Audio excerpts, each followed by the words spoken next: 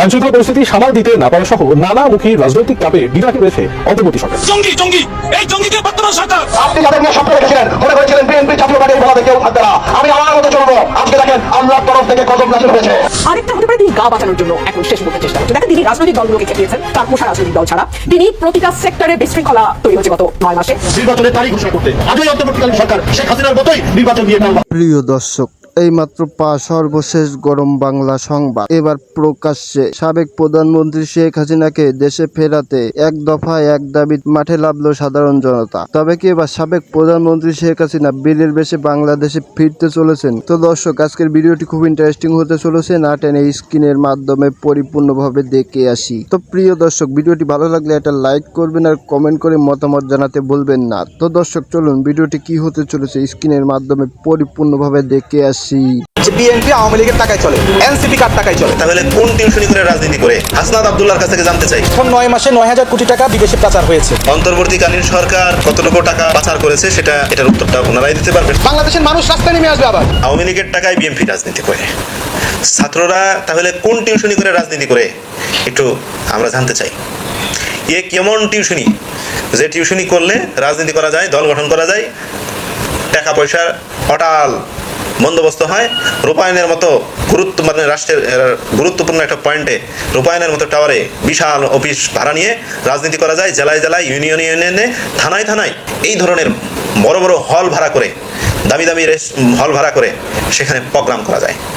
আমি একটু জানতে চাই কোন কোন টিউশনি করলে এই সুযোগ সুবিধা পাওয়া যায়, তাহলে আমরাও ওই টিউশনি করব। আমরা হাসনাত আব্দুল্লাহর কাছ থেকে জানতে চাই, আমরাও তাহলে ওই টিউশনি করব, ওই নোট বিক্রি করব, যে টিউশনি করলে এত বড় কিছু করা যায়। বিএনপি আওয়ামী লীগের টাকায় রাজনীতি করে, বিএনপি এটা করে, অমুক দল এটা করে, তমুক দল এটা করে, নিজেদের কথাগুলো বলুন।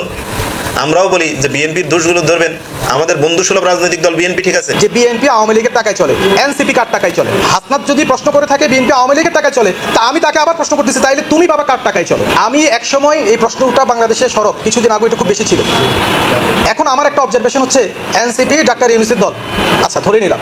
আমি এখন মনে করতেছি এনসিপি নামক এই দলটা ডাক্তার ইউনূসের না, ইন্টারিম গভর্নমেন্টের না। এই দলটার প্রতিটা কার্যক্রম দেখা যাচ্ছে ওই আওয়ামী তন্ত্রের ছায়া।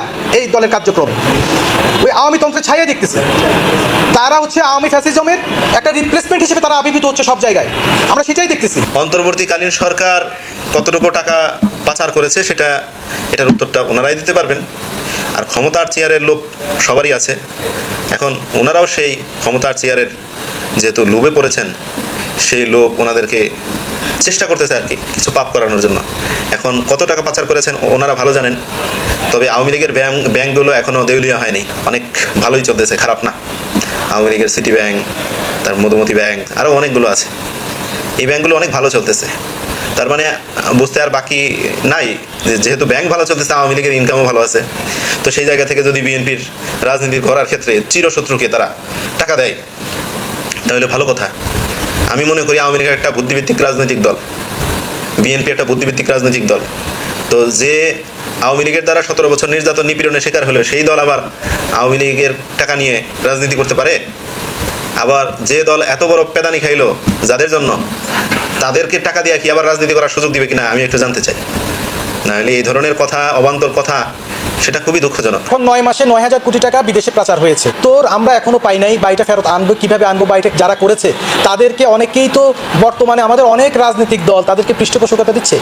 হ্যাঁ, ওনারা তাদের কথা তো বলেন না, ওনাদের বন্ধু যারা এখন হয়ে গেছে বা ওনাদের আশেপাশে যারা আছে তারা কত হাজার কোটি টাকা ওইসব প্রতিষ্ঠানগুলো বিদেশে পাচার করেছে, তাদের দিকে তো ইঙ্গিত করতেছে না যে এই করিম তুমি তো 5,000 কোটি টাকা পাচার করছিলা, এখন সেটার হিসাব দাও।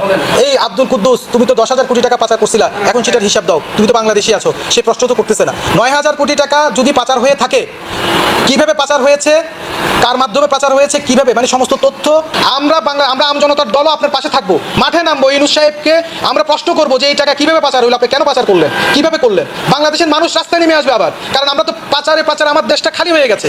ওই খালি দেশ থেকে যদি আবার 9,000 কোটি টাকা পাচার হয়, 900 কোটি টাকা পাচার হয়, তাহলে আমাদের দেশে থাকে কি? আমরা রাস্তায় নামবো, আমরা কথা বলবো। কথা হচ্ছে যে আমাদেরকে সঠিক তথ্য এবং উপাত্ত দেন। যে লক্ষ কোটি টাকা পাচার হয়েছে সেটার তো সঠিক তথ্য আছে, কিভাবে পাচার হয়েছে, সে কোন চ্যানেলে পাচার হয়েছে, কোন ব্যবসায়ী করেছে, কোন রাজনীতিবিদ করেছে গত 17 বছরে, সে তথ্য তো আমরা অনেক পাইছি। আমরা তো সেজন্য বলেছি, আমরা কথা বলি। এখন যেটা পাচার হয়েছে ইন্টেরিয়াম গভর্নমেন্টের আমলে, সে পাচারের সঠিক তথ্য আমরা যদি পাই, জাতির সামনে ওনারা প্রেস কনফারেন্স করে বলুক অমুক অমুক চ্যানেলে এইভাবে পাচার হয়েছে, তাহলে আমরা আমজনতা দলের পক্ষ থেকে রাস্তাপথে নেমে আসবো, ডাক্তার ডক্টর ইউনূসকে আমরা কি বাধ্য করব ওনাকে জবাব দিতে এবং আমাদের জনগণের টাকার হিসেব পাই পাই করে নিতে আমরা কি ওনাকে বাধ্য করব? আমি চাকরি হবে না, অস্ত্র হাতে নিতে বাধ্য করবে না।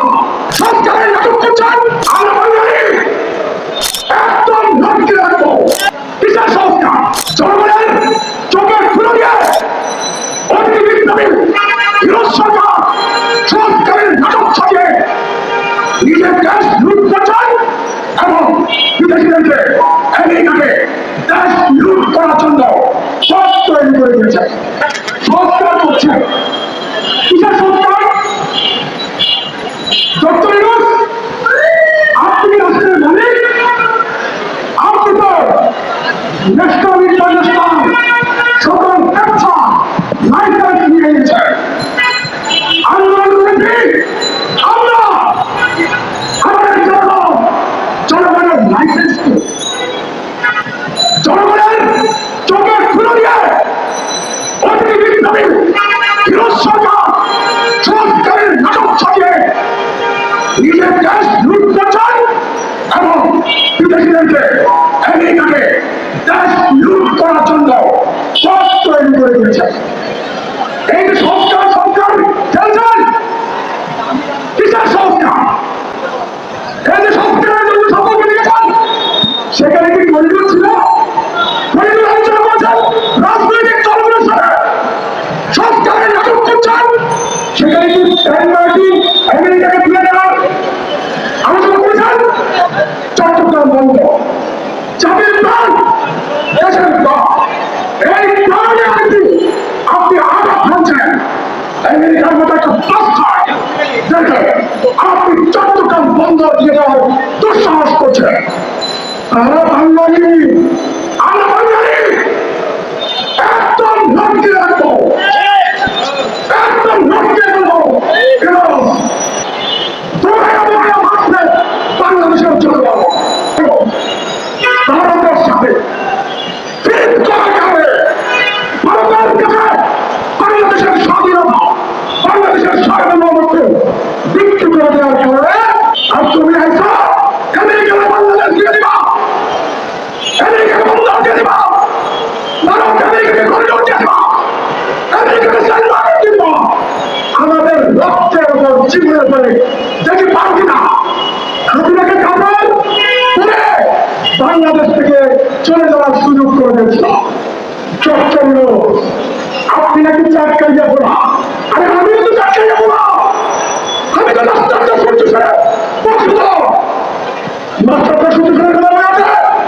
ব্রিটিশকে তোমার মাত্র পৃথিবীকে বলা যায়, ব্রিটিশকে বলে দেওয়া মাত্র কিনিয়া অস্ত্র হাতে নিয়ে ডক্টর ইউনূস আমেরিকার হাতে চট্টগ্রাম বন্ধ করে দিবা। আমি চাটকাই যাবো না, অস্ত্র হাতে নিতে বাধ্য করবে না। চট্টগ্রাম চট্টগ্রাম এই চট্টগ্রামের ইতিহাস ব্রিটিশদেরকে তাড়ানোর ইতিহাস। এই চট্টগ্রামে লক্ষণ সেনের জন্ম হয় না। আপনি কি লক্ষণ সেন হওয়ার চেষ্টা করছেন? হওয়ার চেষ্টা করছেন? আমাদেরকে খেপাবেন না। এই চট্টগ্রাম থেকে সশস্ত্র চিত্র বিদ্রোহ দিয়েছিল। কোথায় কি করছেন? সব হিসাব করছি, রক্ত দিলাম আমরা, ত্যাগ করলাম আমরা, জীবন দিল আমাদের জগন, আমাদের ছাত্র কৃষক শ্রমিক নাগরিক জনতা। আর আগামী ললিপপ খাবে আমেরিকাকে ললিপপ দিয়ে দেবেন, হতে হবে না। না মাটির মোহনা, বিদেশিদেরকে দেবো না, না মাটির মোহনা, বিদেশিদেরকে দেব না, আমেরিকাদের দিব না, না মাটি মোহনা, না মাটির মোহনা, বিদেশিদের দেব না, প্রয়োগ করে করতে হবে না, সালমান দিতে হবে না, বন্ধ হতে হবে না। রক্ত জীবন দিয়ে তাদের